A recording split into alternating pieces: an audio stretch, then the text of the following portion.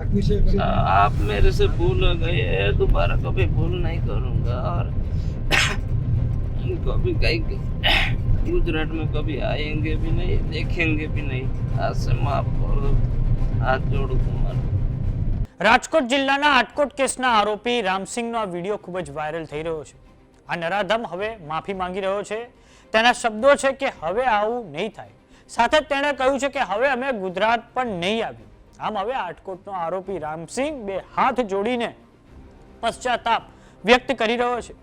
આરોપી રામસિંહનું જ્યારે પોલીસ પંચનામું કરી રહી હતી ત્યારે તેણે ભાગવાનો પ્રયાસ કર્યો હતો। આ પછી પોલીસે સ્વ બચાવમાં ફાયરિંગ કર્યું હતું અને આ બે રાઉન્ડ ફાયરિંગમાં આરોપી રામસિંહના બંને પગમાં ગોળી વાગી છે। આરોપી રામસિંહે એલસીબીના હેડ કોન્સ્ટેબલને પણ ઈજા પહોંચાડી હતી। તો હવે આરોપી રામસિંહ બે હાથ જોડીને માફી માંગી રહ્યો છે અને પશ્ચાતાપ વ્યક્ત કરી રહ્યો છે। આરોપી રામસિંહ અને પોલીસ કોન્સ્ટેબલને હવે કેડીપી હોસ્પિટલમાં ખસેડવામાં આવ્યા છે। તો આવો નજર કરીએ દ્રશ્યો પર કે જે રાજકોટ જિલ્લાના આટકોટથી સામે આવ્યા છે।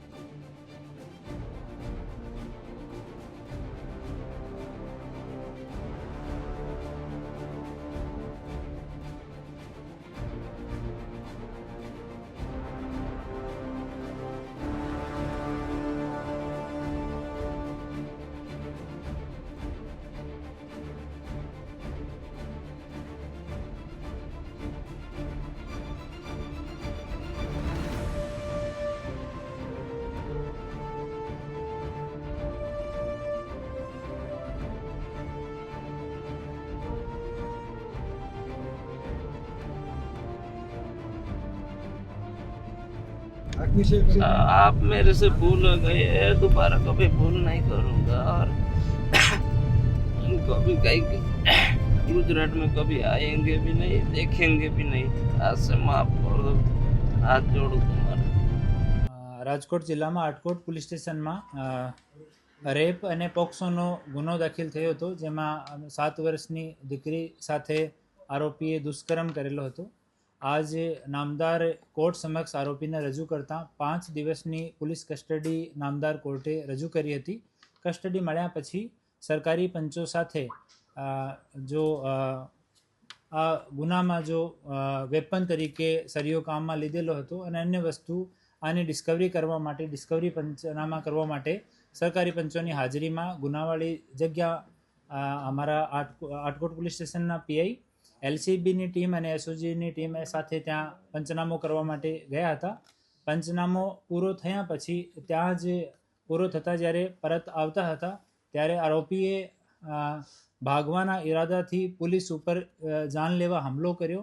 ત્યાંથી એક લોખંડનો ધારિયાથી અમારી પોલીસ ઉપર હુમલો કરવામાં આવ્યો અને અમારો એક police constable police head constable જો એલસીબીમાં ફરજ બજાવે છે ધર્મેશભાઈ બાવલિયા, એના ઉપર 2 વખત ધારિયાથી હુમલો કરવામાં આવ્યો, જેથી ધર્મેશના હાથ ઉપર અને ચેસ્ટ ઉપર ઈજા થઈ છે અને બીજા કર્મચારીઓ તરફ દોડતા હુમલો કરતા અને સેલ્ફ ડિફેન્સમાં અમારા પોલીસના 2 અધિકારીઓ તરફથી એક રાઉન્ડ જેટલો આને કાબૂ કરવામાં જરૂરી હોય એટલો ફોર્સ યુઝ કરવામાં આવ્યો અને બંને પગમાં એક ગોળી આરોપીને વાગી છે। ઘટનાની તુરંત કંટ્રોલ રૂમમાં જાણ કરવામાં આવી અને તુરંત 108 ઉપર કોલ કરવામાં આવ્યો અને આરોપીને અને અમારા ઘાયલ પોલીસકર્મી બંનેને આટકોટમાં જો ડૉક્ટર બોગરાનો હોસ્પિટલ છે એમાં એડમિટ કરવામાં આવ્યા। ત્યાં પ્રારંભિક સારવાર થઈ છે। એના પછી આરોપીને અને અમારા ઘાયલ પોલીસકર્મી બંનેને રાજકોટ સિવિલ હોસ્પિટલ ખાતે રેફર કરવામાં આવે છે અને હવે બંને ઓન ધ વે છે। સર, આજે આરોપી છે તેમની હાલત કેવી છે? ખતરાથી બહાર છે કે ગંભીર છે? અને પોલીસમેન અને બંનેની હાલત સારી છે અને જેટલો આવશ્યક હોય એટલો ફોર્સ યુઝ કરવામાં આવ્યો અને આરંભિક સારવાર ત્યાં કરવામાં આવી છે। આની ડિટેલ રિપોર્ટ મેડિકલની એક વખત અહીંયા મેડિકલ એક્ઝામિનેશન થઈ જાય એના પછી જ કહેવામાં આવશે। કઈ રીતના તપાસ હા? હવે આગળ કઈ રીતના તપાસ કરવાની? અમે એની પહેલા દિવસથી જ અમે તમામ ઇન્વેસ્ટિગેશન માટે ફોરેન્સિકના પુરાવા અને જેટલા સાક્ષી જેટલા છે આ તમામ વસ્તુને લઈને એકદમ પ્રોપર તરીકાથી તપાસ ઝડપથી જેટલી વહેલી થઈ શકે જેટલી જલ્દી થઈ શકે એટલી જલ્દી તપાસ કરીને અમે ચાર્જશીટ કરવાના છે.